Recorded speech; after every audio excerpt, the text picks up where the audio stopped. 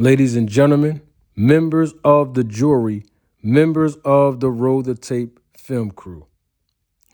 Well, news has surfaced, allegedly, that Errol Spence Jr. will be making his return to the ring to contend against WBC Super Welterweight Champion Sebastian the Inferno Tower Fundora. Now, here's the thing. Now, we have to put all of this in perspective. And I have to give my take on this from a business perspective. Business-wise, this is a really good fight for both fighters. Sport-wise, it's a really, really good fight for both fighters. So let's start with the sports side, and then we'll get to the business side. So from the sport perspective, this is a good fight for several reasons. I mean, let's face it, Errol Spence Jr. is coming off of a devastating loss to Terrence Crawford. And I always tell you all, what have I been telling you all from day one? You've never heard it nowhere else. So that's why I'm glad you're here. I always tell you all that there's two types of beatings that fighters take in the ring. Fighters get beat up and fighters get beat down. Now, we already know that, yes, Errol Spence got beat up in that fight last July against Terrence Crawford. What we don't know yet is whether or not he got beat down. In other words, psychologically, through the experience of getting beat up, will he be able to make the necessary adjustments in the ring to overcome that adversity? Will he be gun shy? Will he second guess himself? Will he still throw punches with confidence, knowing that the punches that come back to him, he'll be able to be more defensively sound? He'll be more defensively aware. Or will he shell up when a barrage of attack is confronting him? These are all questions that will be answered and will determine whether or not Errol Spence got beat down in his last fight. Now, Errol Spence is coming off of a layoff. And by the time this fight happens, they're saying it's in they're saying it's in October. This is what everybody's saying is in October, right? It'll be 1 year and a half to the date of his last fight. Now, granted, Errol Spence always says he don't do tune-ups. I think, personally speaking, he should do a tune-up. In fact, I believe that his tune-up should be in October. And then this fight against Sebastian Fundora should be in sometime early next year, March. But because he don't do tune-ups, and I do respect that, and he's going straight at the world champion, well, this is going to be a fight where we'll get to see whether or not Errol Spence got beat down. Now, it's going to be a tall glass of milk. No diddy.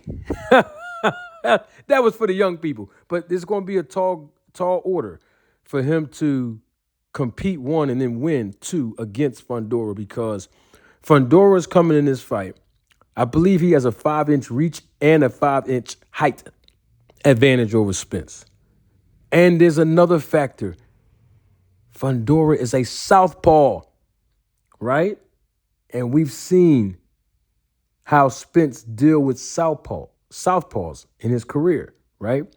So even in his last fight, Terrence Crawford, which was one of my keys to victories for Terrence Crawford, if many of you remember, back during the promotion of the fight, I said Terrence Crawford should stand in the southpaw stance, not after the first 3 rounds. He should do that from the opening bell and stay in that stance. Y'all remember that? Some of you were here, my day one supporters, y'all remember me saying that in my keys of victory for Terrence Crawford to win the fight, right, against Errol Spence. But my point is, Fundora is a southpaw. And so that's going to be to his advantage in this fight. And on top of that, Fundora has been more active. He fought just a few months back against Tim Tszyu. Now, most people believe that if the cut would not have happened on Tim Tszyu, Fundora would have lost the fight. But hey, that's neither here nor there, because that's a hypothetical. He won. He overcame his adversity as well, and he became the new super welterweight champion of the world. Now, with that being said, another disadvantage for Spence, which is an advantage for Fundora, is the fact that Fundora, he likes to fight on the inside. And he does great on the inside, ironically, with big uppercuts. That's his money punch. Now, why is that a disadvantage for Spence? Is because Spence usually bullies his way on the inside. Well, he's going to fight a guy who has a 5-inch reach advantage, and Fundora, that has to keep pumping that jab out over and over again to disrupt the timing and rhythm of Spence, who needs to work on moving his head on the line. And hopefully he'll be able to make those adjustments. There's another disadvantage for Errol Spence, but it also could be an advantage. And that is the fact that he is coming into this fight with a new trainer, whomever that is. Because obviously him and Derrick James split and they parted ways. And so we don't know if that's a disadvantage and or an advantage for him. We shall see. That remains to be seen. But Errol Spence Jr. have qualities that can defeat Fundora, especially on the inside if he can get on the inside. And that is the body attack. And we need to see that from Errol Spence in this fight. Now, we're not looking for the old Errol Spence. We're looking for a more refined, modified Errol Spence. And one of the things that we're going to look at as boxing fans all around the world is if the weight will play a factor for Spence. We know for years Errol Spence had a hard time making 147 pounds. So this is going to be his first fight at 154 pounds. And that's going to be intriguing. Now, he's going up against a guy in Fundora who's extremely accustomed to the weight. Don't forget, Fundora was coming off of a fight that he was supposed to fight on the undercard, and then at the last minute, on short notice, he stepped it up and became the part of the main event to fight Tszyu.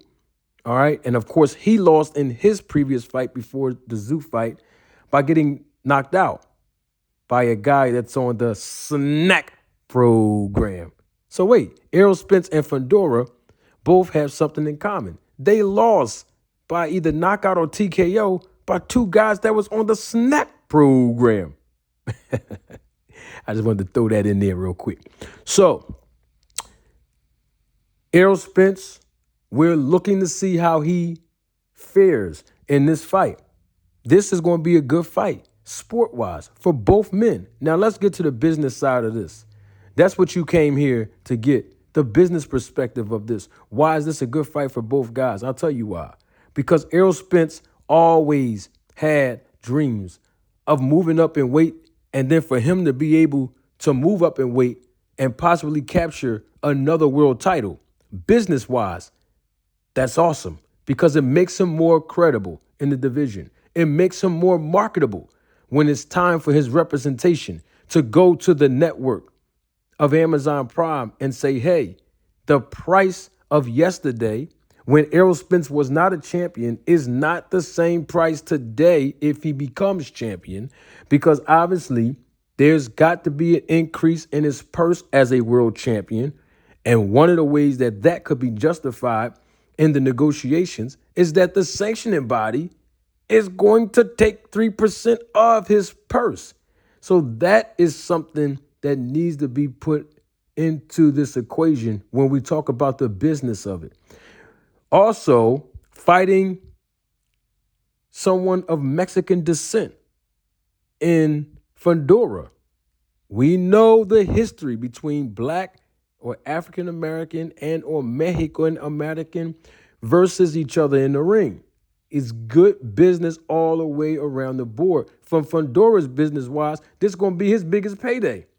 And he's going to be under some huge lights because he's never been in a fight of this magnitude with someone of the drawing power of Errol Spence Jr. Errol Spence Jr., for the last several years, have been on the top 5 list of big earners when it comes to pay-per-view attractions.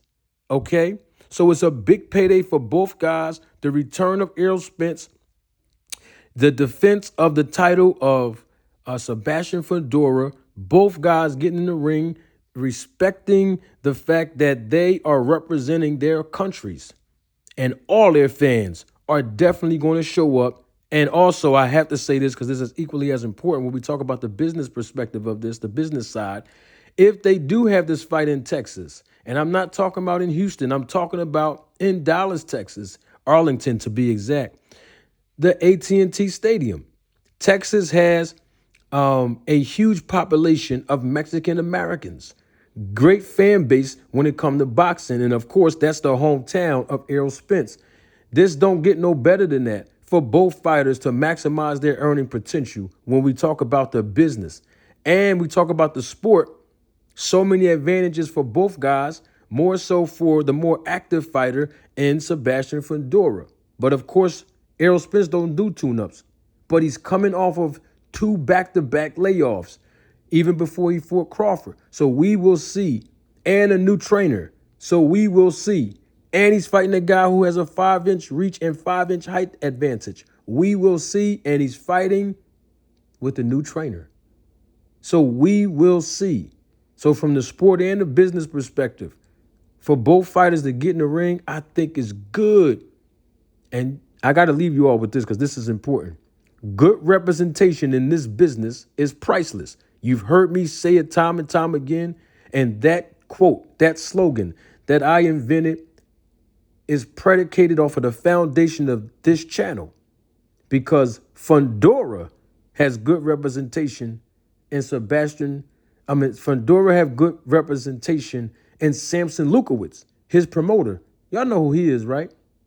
That's the same promoter of David Benavidez. And you know he tight with Al Heyman. So you know the negotiations is going to go very seamlessly and smooth. You know what?